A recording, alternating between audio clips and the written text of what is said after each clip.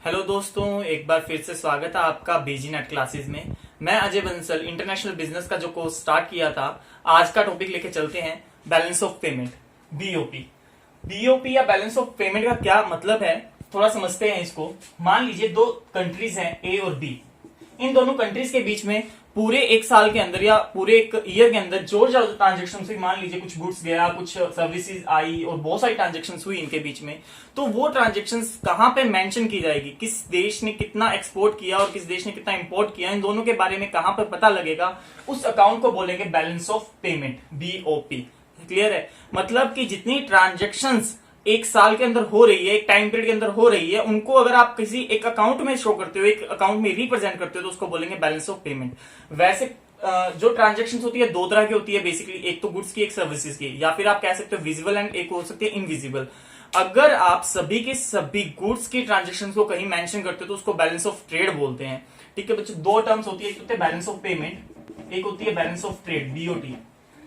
Balance of payment एक बड़ा wider concept है, और जबकि बैलेंस ऑफ ट्रेड इसका ही एक पार्ट है। बैलेंस ऑफ ट्रेड में सिर्फ और सिर्फ गुड्स को मेंशन करते हैं, जितना एक साल के अंदर या एक टाइम पीरियड के अंदर दो कंट्रीज के बीच में या जितने भी कंट्रीज के बीच में गुड्स का एक्सपोर्ट और इंपोर्ट होता है, उनको जब आप रिप्रेजेंट करोगे तो balance of trade term use करोगे। बट अगर आप गुड्स के साथ साथ सभी सर्विसेज और जितने भी कैपिटल मूवमेंट्स का यूज करते हो तो बैलेंस ऑफ पेमेंट का यूज करते हो। तो बैलेंस ऑफ पेमेंट एक वाइडर टर्म है। अच्छा, किसी भी देश की बैलेंस ऑफ पेमेंट हमें यह बताता है कि उस देश का ग्रोइंग कितना है, कितना ज्यादा ग्रो कर रहा है। जैसे जैसे उसका बैलेंस ऑफ पेमेंट फेवरेबल होगा, मतलब जितना पॉजिटिव रहेगा, उतना ही उस देश के लिए बेस्ट रहेगा। चलो समझते हैं थोड़ा। देखिए, पहले मैंने लिखा है कि systematically record of all economic transaction. जितनी भी इकोनॉमिक ट्रांजेक्शन होती है एक टाइम पीरियड के अंदर, एक ईयर के अंदर, किसी भी एक देश के अंदर और बाकी उसके रेस्ट ऑफ द वर्ल्ड, मतलब एक देश का जितनी भी बाकी के देश है उनके साथ जितना ट्रांजेक्शन होगा उसको क्या बोलेंगे, बैलेंस ऑफ पेमेंट। चाहे वो विजिबल हो चाहे वो इनविजिबल आइटम्स हो, दोनों इसमें इंक्लूड करते हैं। क्लियर? और सिर्फ अगर विजिबल की बात करें तो वो क्या आएगा, बैलेंस ऑफ ट्रेड।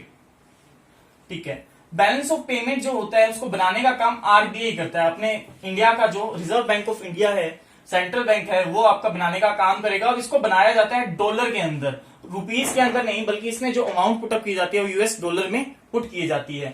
और इसके लिए जो गाइडलाइंस इशू करती है वो आईएमएफ, आपका जो इंटरनेशनल मॉनेटरी फंड बना हुआ है, वो आपके लिए गाइडलाइन इशू करेगा। क्लियर है ये बात? इसके मेन टॉपिक आते हैं स्ट्रक्चर ऑफ बीओपी, मतलब कि बीओपी के कितने अकाउंट्स बनाए जाते हैं। इसमें दो तरह के अकाउंट बनाए जाते हैं, एक तो करंट अकाउंट और एक कैपिटल अकाउंट। मेनली ये दो ही है, एक और आता है इसके अंदर, लेकिन उसका इतना ज्यादा यूज नहीं होता। आपके सिलेबस के अकॉर्डिंग दो ही अकाउंट रहेंगे, करंट अकाउंट और कैपिटल अकाउंट। पहला करंट अकाउंट। करंट अकाउंट को दो पार्ट्स में बांट सकते हो, विजिबल एंड इनविजिबल। अभी मैंने बताया विजिबल के लिए आप बीओटी भी यूज कर सकते हो। सभी की सभी अगर आप गुड्स का ट्रांजेक्शन यूज करते हो तो उसको क्या बोलेंगे, विजिबल अकाउंट, जैसे गुड्स का। और इनविजिबल में सर्विसेज आ गई, फैक्टर पेमेंट आ गई। फैक्टर पेमेंट जैसे लैंड, लेबर, जो भी आपके फैक्टर्स है, फैक्टर प्रोडक्शन, उनके बारे में जितनी पेमेंट करोगे। और यूनिलेटरल ट्रांजेक्शन, यूनिलेटरल ट्रांजेक्शन जैसे सिंगल साइड के जितने भी आपके गिफ्ट वगैरह रिसीव हो गए आपको। क्लियर है? अगर आपको किसी एक कंट्री को किसी दूसरी कंट्री से कोई गिफ्ट मिल रहा है तो वो यूनिलेटरल ट्रांजेक्शन में आ जाएंगी। तो ये आपके इनविजिबल्स आइटम आ जाएंगी। जब आप विजिबल आइटम का टोटल करोगे तो इससे क्या प्राप्त होगा, आपको क्या मिलेगा, बैलेंस ऑफ ट्रेड या फिर बैलेंस ऑफ विजिबल आइटम। और अगर आप इनविजिबल को प्लस करोगे या ऐड करोगे तो क्या मिलेगा आपको, बैलेंस ऑफ इनविजिबल आइटम। इन दोनों को ऐड करने पे क्या मिलेगा, balance of current account. Clear? तो यहां से आपके पास इन दोनों को जब आप ऐड कर दोगे तो क्या मिल जाएगा आपको, बैलेंस ऑफ करंट अकाउंट। अब आते हैं कैपिटल अकाउंट पे। कैपिटल अकाउंट लॉन्ग टर्म का अकाउंट है, इसमें सभी के सभी कैपिटल मूवमेंट्स को देखा जाता है। जैसे फॉरेन इन्वेस्टमेंट, अपन जो एक कंट्री है उसने फॉरेन में कितनी इन्वेस्टमेंट की है या फॉरेन वालों ने उस कंट्री में कितनी इन्वेस्टमेंट की है लॉन्ग टर्म में। लोन्स हो सकते हैं, पर्सनल लोन या कुछ भी। बैंकिंग कैपिटल हो सकती है कि बैंकिंग कैपिटल में कितनी लगी हुई है। तो ये दो या तीन आइटम्स की मेन है। कुछ एक आधी आइटम्स और भी होती है जो कैपिटल अकाउंट में आती है। बस आप इतना ध्यान रखना कि जितना लॉन्ग टर्म का जो फंड होगा वो सारा का सारा कैपिटल में आएगा, जितनी भी कैपिटल मूवमेंट लॉन्ग टर्म में हो रही है। क्लियर? और यहाँ पे शॉर्ट टर्म में जितनी भी आपकी कैपिटल मूवमेंट हो रही है वो आपके करंट अकाउंट में आएगी। क्लियर है? तो अब जब इसका ऐड करोगे तो आपके पास क्या आएगा, बैलेंस ऑफ करंट अकाउंट। अब इन दोनों के बैलेंस को जब आप टोटल कर दोगे तो आपके पास क्या आ जाएगा, बैलेंस ऑफ पेमेंट। क्लियर है? ओके। तो अब BOP current account plus capital account, आपको ये समझ में आ गया कि बीओपी जो होगा, बैलेंस ऑफ पेमेंट होगा, वो क्या होगा, दोनों अकाउंट जो भी आपने सीखे कि करंट अकाउंट और कैपिटल अकाउंट जो आपने आइटम देखे, इन दोनों का जब बैलेंस आएगा, इन दोनों को बैलेंस को प्लस करने के बाद आपके पास क्या आएगा, BOP, balance of payment.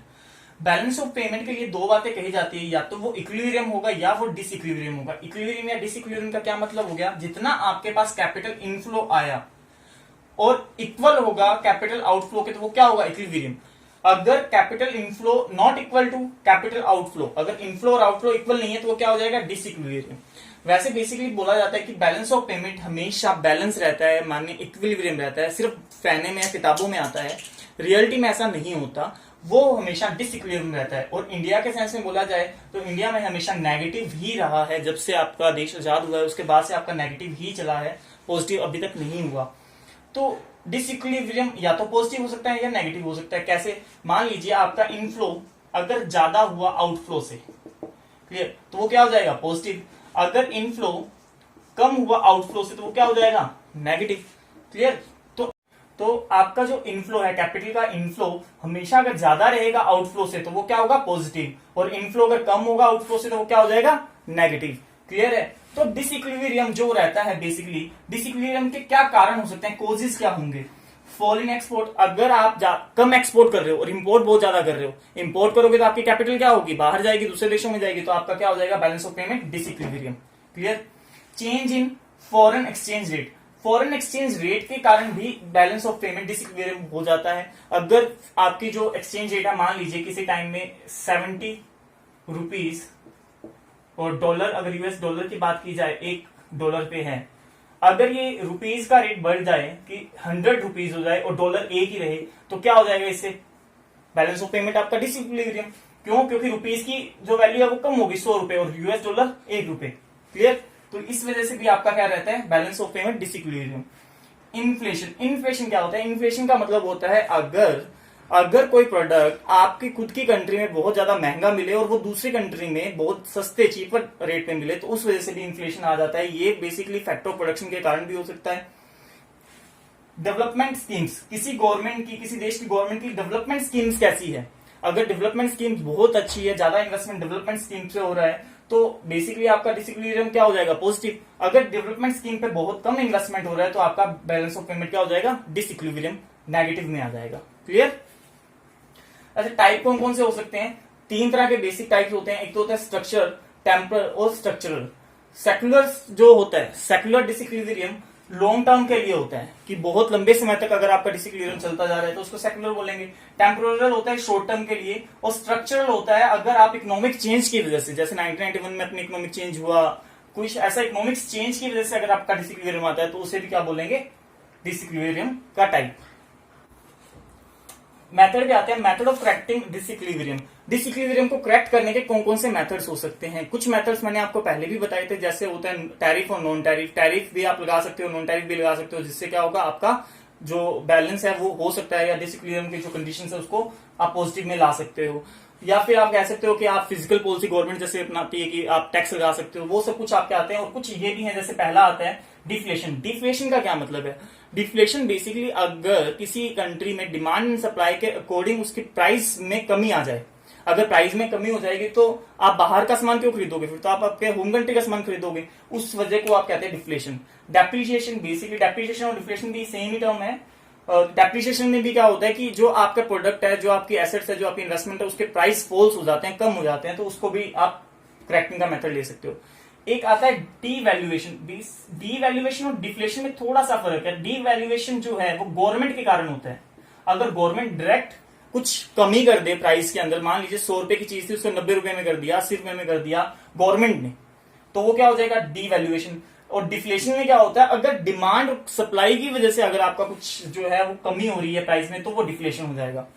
Exchange control, जो आपकी एक्सचेंज है, मैंने अभी बताया फॉरेन एक्सचेंज रेट्स हैं जो आपके, अगर आप उसे कंट्रोल कर लेते हो तो भी आप क्या कर सकते हो, करेक्ट कर सकते हो अपने डिसइक्विलिब्रियम को।